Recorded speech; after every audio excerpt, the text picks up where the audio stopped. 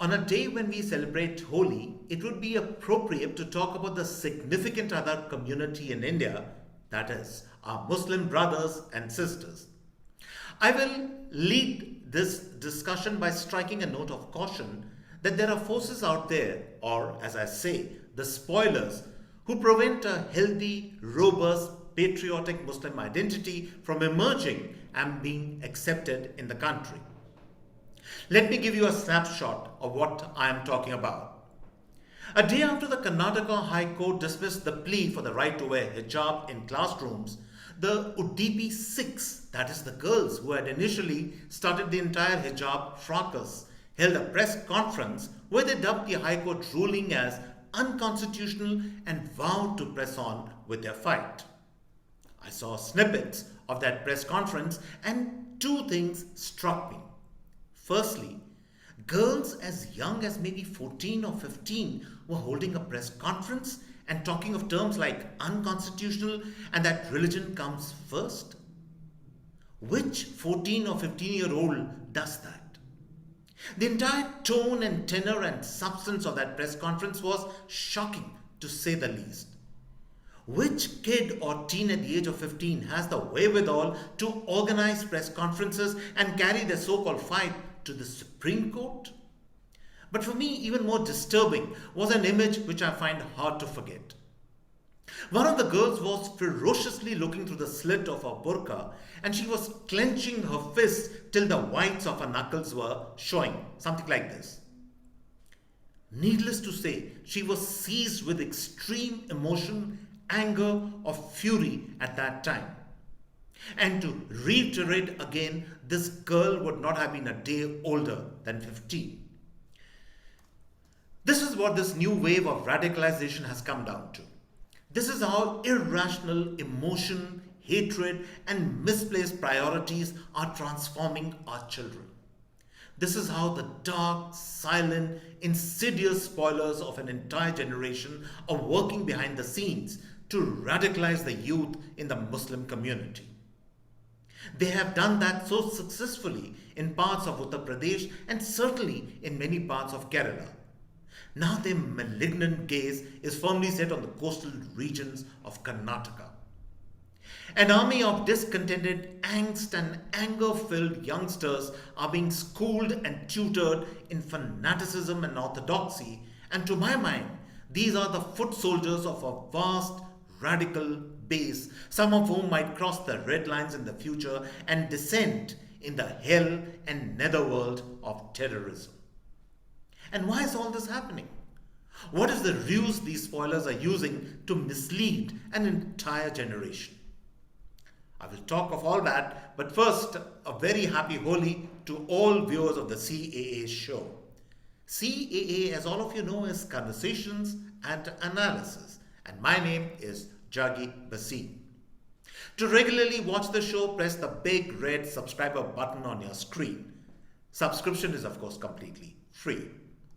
Now, before I talk about how the spoilers of an entire generation are going about their nefarious task, let me talk a bit about Muslim identity.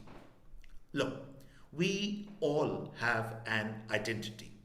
We, of course, have a religious identity, or maybe not in some cases, but we certainly have identities as professionals, as workers, as business people, as caring husbands, wives, as sensitive people, and so on.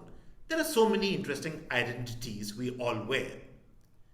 But what kind of an identity is one where in the intense heat of this country, we have a generation of 15-year-olds covered from head to toe in dark cloth, clenching their teeth and fists and jabbing in your face that I don't care about jurisprudence in the country and I will wear my religious attire come hell or high water. Are you telling me that other students, that is other youngsters in schools and colleges, will be comfortable with this display of rigid orthodoxy and hardline behavior by some students? Instead of accomplishments, why should religion be the visiting card of a youngster? Do we go to the classrooms to leave our social, cultural baggage behind, or rather carry it with us for all to see and possibly fear? The question is not one of freedom of religious practice or even choice, as the devious forces behind this agitation are compelling the students to shout out loud to the world. It is a question of, are we schooling anarchists, rule breakers, disruptors, or students wedded to discipline, students who choose to develop their personalities and intellect instead of somebody else's orthodoxy and fanaticism? These are tough choices, but it has become easy for the spoilers of a generation to poison young minds because they have deviously linked the growth of Muslim identity with the opposition to all things Modi and his party. These forces, aided and abetted by the liberal voices in the country, have created a hate figure in Modi, and they have inculcated the theory in young minds that the development of a Muslim identity can only come at the cost of everything that happens in BJP ruled states and any program or policy introduced by the Prime Minister. Hate is the leitmotif of the spoilers, and we can see how that influence has wormed its way in the community when we see 15-year-olds not worried about college or competitive exams or jobs, but rather about religious practice. In the name of freedom of religious practice, freedom of choice, and false equivalences of the turban with the hijab, the spoilers of this generation have caged the young of the Muslim community in cages of orthodoxy and materialism. They have, in a sense, condemned the young to a life of mediocrity and fanaticism and even poverty. But of course, the liberal voices, the so-called educated elite in our country, will not acknowledge it. Because, in a strange way, the aspiration and interests of the communal rabid voices in the Muslim community have aligned with the voice of the liberal educated elite. The rabid need a hate figure in Modi because only then they can sell their poison so effortlessly to the young. The liberals love to hate Modi because their era of all kinds of entitlement has come to an end. The young in the Muslim community have unfortunately been caught in the politics of devious attrition by these forces. They are being grinded and flattened and deprived of enjoying the wondrous years of student life. And when something is flattened, it is not only the personality, but even the identity of a person that gets erased forever.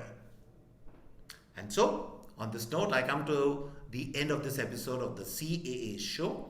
And I hope you enjoyed this particular episode of the CAA show.